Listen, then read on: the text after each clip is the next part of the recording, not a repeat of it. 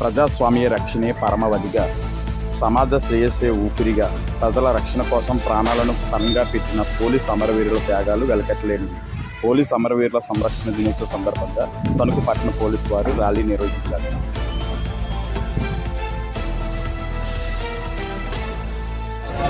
Police అమరవీరులకి police అమరవీరులకి police అమరవీరులకి జోహార్ జోహార్. Police అమరవీరులకి జోహార్ జోహార్.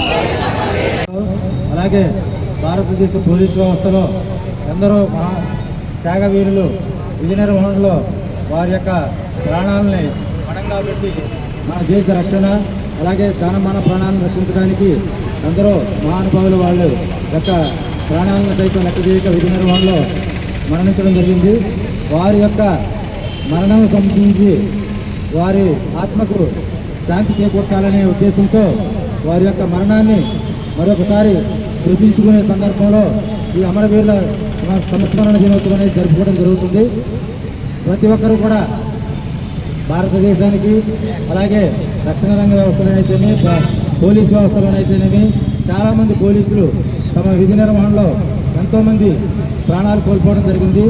నిన్నగాక మొన్న మనకి నిజామాబాద్లో ఒక దొంగతనం కేసులో ప్రమోద్ అనే కానిస్టేబుల్ విధి నిర్వహణలో ఒక దొంగను పట్టుకోవడానికి వెళ్ళినప్పుడు ఆ దొంగ అతన్ని చంపడం జరిగింది.